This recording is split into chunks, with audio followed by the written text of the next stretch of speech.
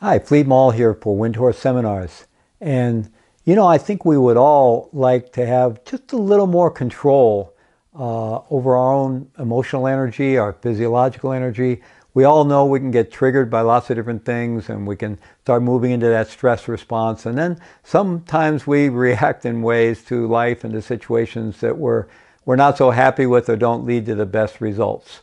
And, that may be one of our biggest human challenges is to navigate, all of our personal and professional relationships and everything we deal with in life with a little more equanimity, a little more grace, a little more feeling like sort of we're in charge to a degree, at least of ourselves, not of others, but of ourselves, so that we can respond the way we would like to situations rather than finding ourselves reacting and often reacting in ways that are kind of playing out old tapes, old patterns that that really don't serve us that well in the situations in which we find ourselves. So I want to introduce a very simple skill today that can actually put you in charge of your own physiology. Now, you may say, well, what does that mean, or what's the big deal? Well, for me, actually, I think it's huge because our physiology upregulates and downregulates. Downregulates is relaxing, upregulates is when we start to go into that stress response, or what is sometimes called the fight or flight response. So, and it's going all over the place with that, depending on the situation we're in. It would be really great, for example, at night to really down-regulate so that we can relax and go to sleep and have a really good night's sleep. Or when we find ourselves getting really stressed out, to be able to bring it down a little bit.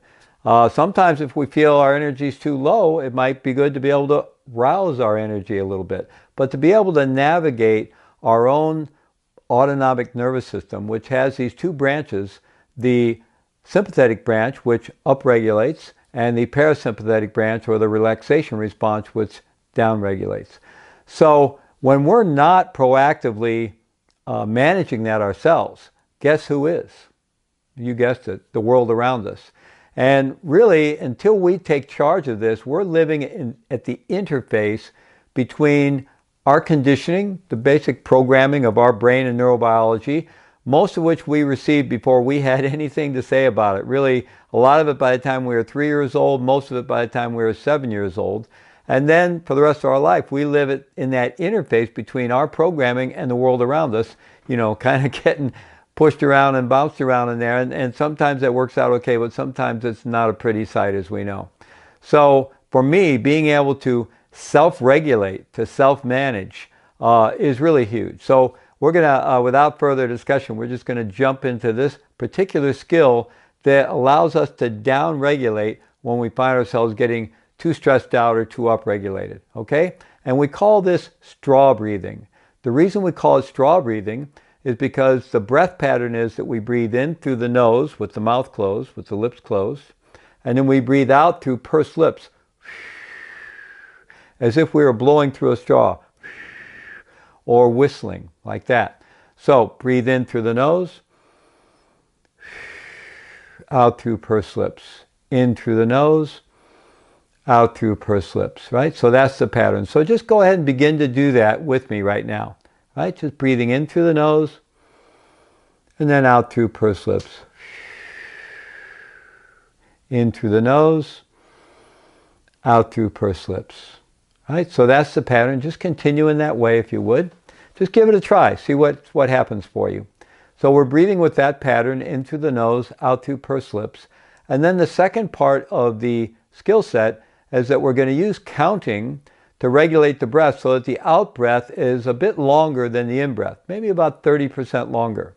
So as we're breathing in, we'll silently count to ourselves in 1, 2, 3, 4, and then out 1, 2, 3, 4, 5, 6, 7, something like that. So the out breath is, 3 or 4 beats longer than the in breath. So we may be breathing in a 4 count, out a 7 count, or breathing in a 5 count, out an 8 count, like that. Okay, so let's just do that together for a while now. In through the nose,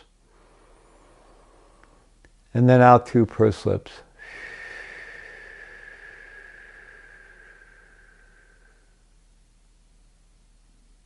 In through the nose, out through pursed lips.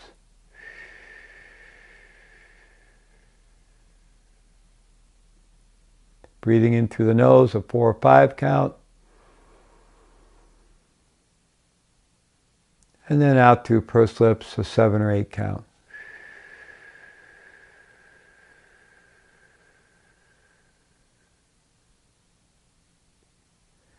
Okay, I think you've got the idea. So let's just do that. We're going to do it for 2 minutes now. I'm going to look at my timer and we'll do it for 2 minutes. And as we're doing it, as you're doing it, just pay attention to your own physiological state and see if you notice any changes, okay? And then we'll check back in. And by the way, you can do this with your eyes wide open. If it helps you to learn it, you could do it with your eyes closed if it helps you to focus. It's great to learn it eventually with your eyes wide open. For example, I do this when I'm driving to the airport so I can stay nice and chilled out and relaxed and I don't get into road rage or anything like that. But if it helps you to learn it, you could do it to begin with your eyes closed if you like.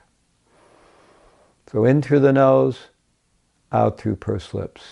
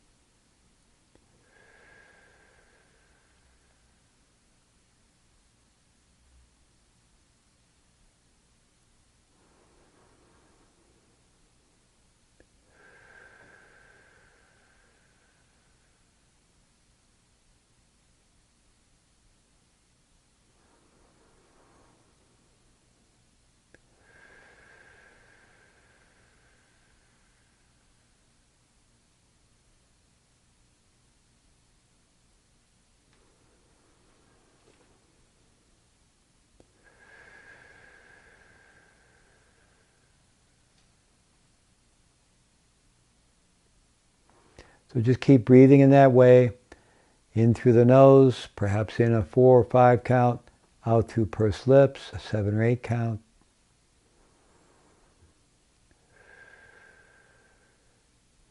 And we're coming up on 2 minutes here.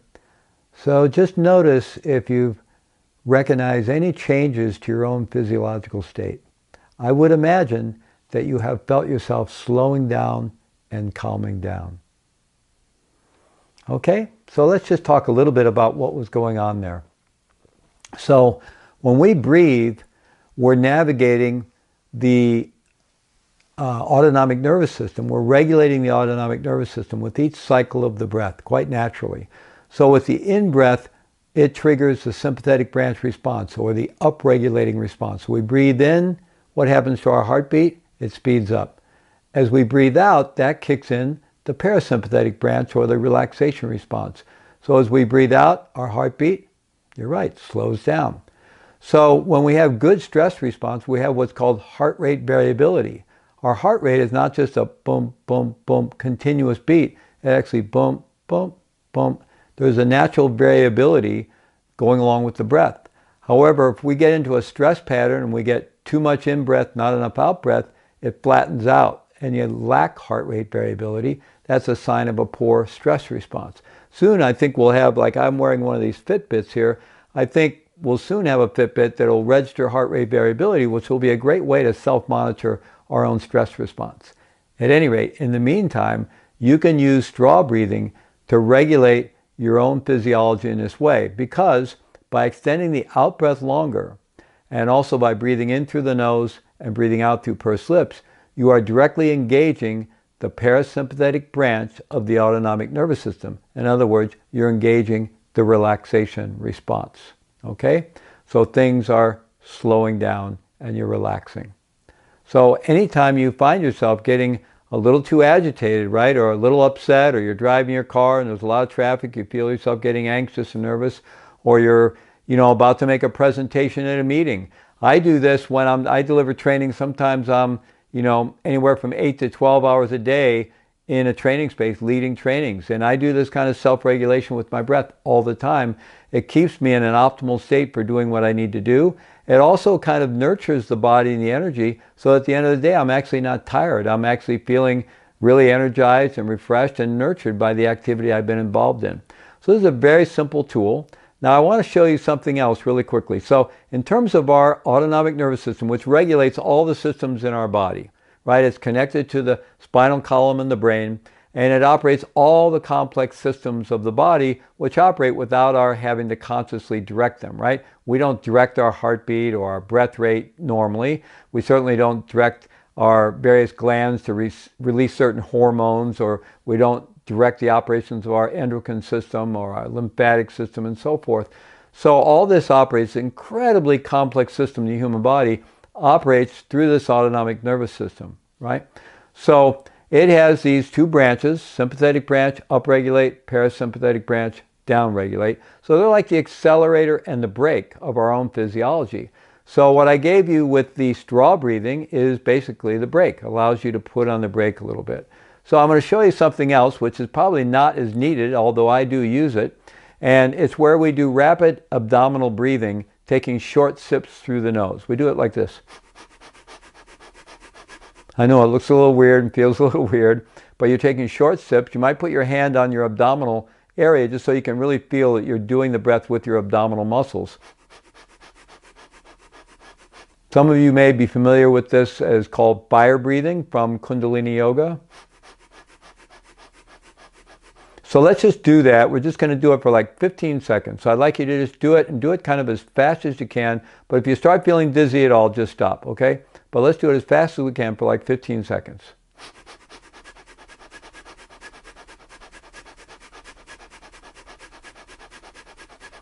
Oh, okay, that's enough. So that was very relaxing, right? No, not at all. So that does just the opposite, right? That kicks in the sympathetic branch response, or the stress response, that upregulates our nervous system. So now you have both the brake and the accelerator, right? So I actually do that fire breathing each morning. When I wake up in the morning, I go through a whole routine even before I get out of bed of stretching and spinal twists and various kinds of stretching. And the last thing I do is I do what's called a half bridge pose. Still laying there in bed, I pull my knees up and my feet flat on the mattress and lift my pelvis up in the air, and I do the fire breathing for about 5 minutes.